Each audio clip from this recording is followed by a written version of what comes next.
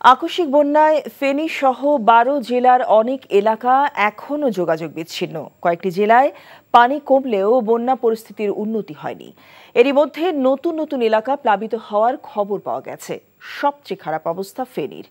এখনও শহরের সাথে ৬ উপজেলার যোগাযোগ বিচ্ছিন্ন। বিদ্যুৎ ও মুঠোফোন নেটওয়ার্ক না থাকায় জেলার কয়েকটি গ্রামের মানুষের অবস্থার খবর পাওয়া যাচ্ছে না। বিভিন্ন সংগঠনের পক্ষ থেকে ত্রাণ বিতরণ করা হলেও তা প্রয়োজনের তুলনায় কম। ওয়ালিউল্লাহ অলির ডেস্ক রিপোর্ট। কুমিল্লার বন্যা পরিস্থিতি আরও অবনতির দিকে যাচ্ছে। সময় যত বাড়ছে তার সঙ্গে পাল্লা দিয়ে বাড়ছে বন্যা কবলিত মানুষের সংখ্যাও। জেলার অন্তত ১০ লাখ মানুষ পানিবন্দী হয়ে পড়েছে। বুড়িচংয়ে গমতির ভাঙনের ফলে বন্যা কবলিত মানুষের দুর্ভোগ বেড়েছে কয়েক গুণ। লোকালয়ে প্রবেশ করা পানির স্রোতে মানুষের ঘরবাড়ি বিলীন হয়ে গেছে। খোলা আকাশের নিচে আশ্রয় নিয়েছেন লাখ লাখ মানুষ। উজানের ভারত অংশে বৃষ্টিপাত না হওয়ায় মৌলভীবাজারের ৪টি নদীর পানি কমতে শুরু করেছে। এতে করে জেলার বন্যা পরিস্থিতি কিছুটা উন্নতির দিকে। তবে প্লাবিত হচ্ছে নতুন নতুন এলাকা।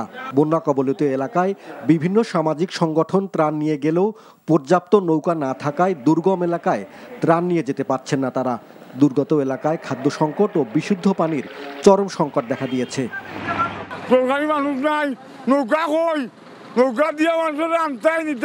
রান্না করে কিছু খাবার নিয়ে এসেছিলাম বন্টন করার জন্য, কিন্তু এখানে এসে দেখি যাতায়াত কোনো ব্যবস্থা নেই। বাড়ি কোনো টানা পানি, আমরা বাচ্চা কাচ্চা অসহায়।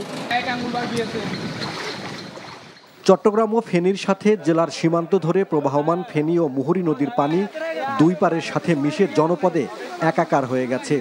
বিশাল একটি জনগোষ্ঠী বন্যার পানিতে হারিয়েছে তাদের বসতঘর সহ মূল্যবান সব জিনিসপত্র। পানিবন্দীদের উদ্ধারের চেষ্টা চালাচ্ছে সেনা, নৌ, বিমান বাহিনী ও সাধারণ মানুষ।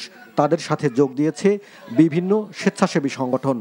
বন্যায় চট্টগ্রামের বেশি ক্ষতি হয়েছে হাটহাজারী ও ফটিকছড়ির বিস্তীর্ণ এলাকা।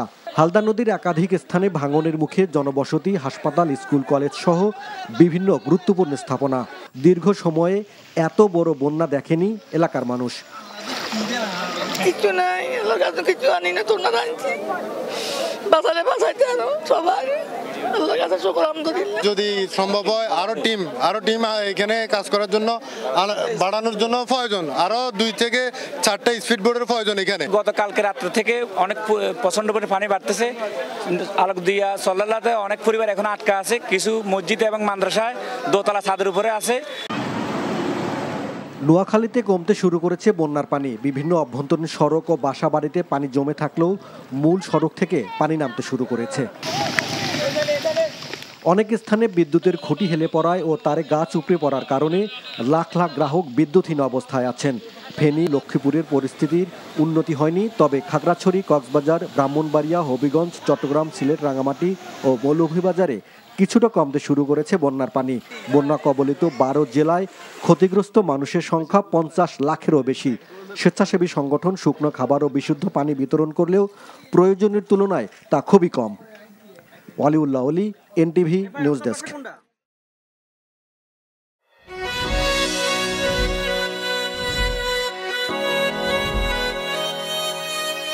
এই শুনছো, উঠো না। আমি বলবো একটু ঘুমাই। তোর বাইরে লেগে 1 কাপ চা বানাই দে। ভাইয়া, চাই কি চিনি বেশি দিব নাকি কম? 2 চামচ লবণ দিয়ে দে। চোখে হাত ছুঁয়ে আছে সাজানো, পথ চলা কথা বলা যেন শেষ না। আমি যে বিয়ে করছি, আমার যে বউটা একটু ঘোরা উচিত, কারো মাথায় আছে? থাকি পথে আসলে তুমি বুঝি রাঙা রথে বিভোর হয়ে থাকি প্রতিটি ক্ষণ। ডাক্তারের কাছে যাবো স্যার। আমার একটু নিয়ে চলেন না।